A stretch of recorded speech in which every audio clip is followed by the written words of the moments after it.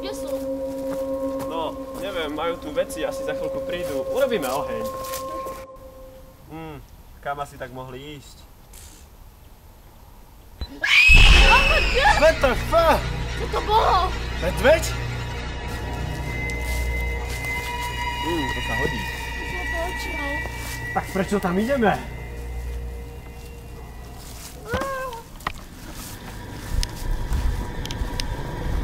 Haló? Kto je tam? Je tam niekto vieš? O Bože, utekaj!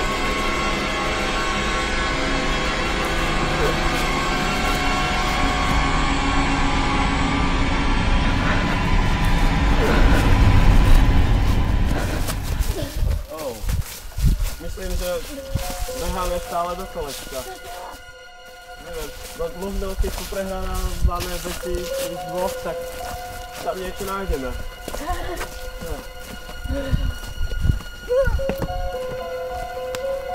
O, tu je denník. Toto chceš zostať? Čo iné chceš robiť? Aj tak sa odtiaľto nedostaneme. Tak čítaj. Idem čítať. Masakra! O Bože, ono to zhorelo! Čo teraz? Vojt, to si ty!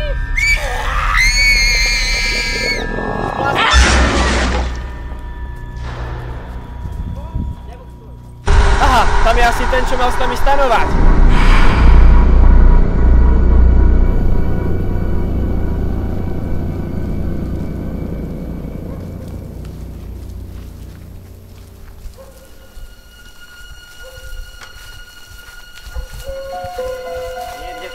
By mal byť náš cieľ.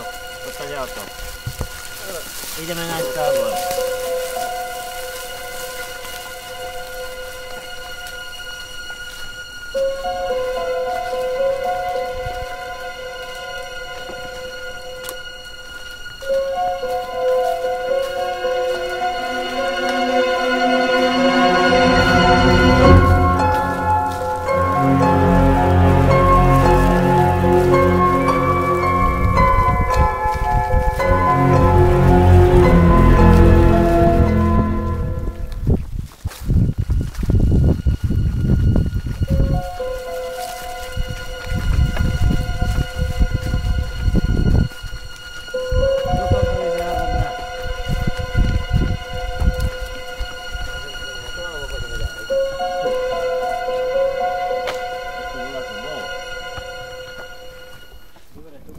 To vyzerá dobre. Tu sa utáboríme.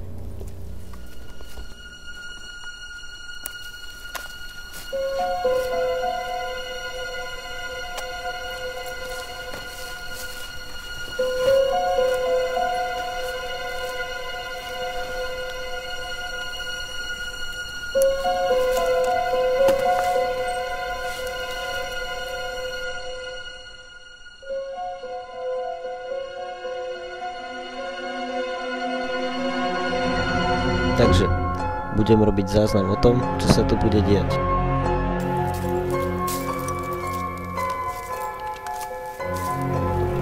Deň prvý. Zatiaľ nemám čo napísať, takže idem urobiť oheň.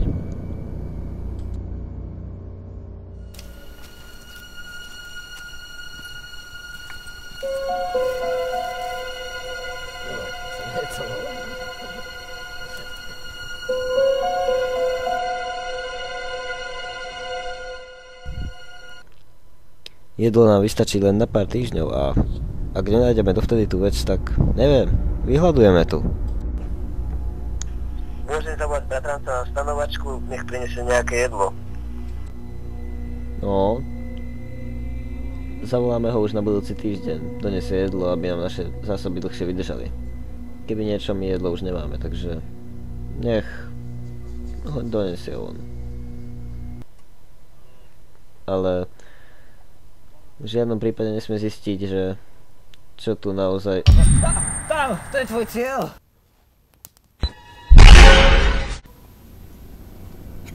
Dobre, kým je Sarkotej nažive, nemôžeme v bezpečí hľadať cieľ. Takže môžeme na Sarkoteja buď počkať, alebo ho pôjdeme hľadať. hľadať. Dobre, zober jeden z tých šurikenov a poďme.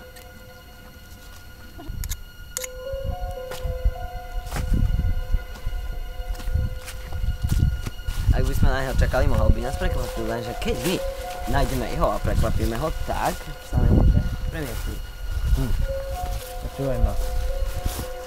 Je mi to ľúto, ale je nemožné, aby sme ho prekvapili. Je to Sarkotej, on nás stále sleduje a vidí a je proste nemožné prekvapiť toho tvora. Teraz len my nebudeme tí prekvapení, nikto nikoho neprekvapí. Keby sme ho čakali, tak nás pravdepodobne prekvapí. Čo? Tu!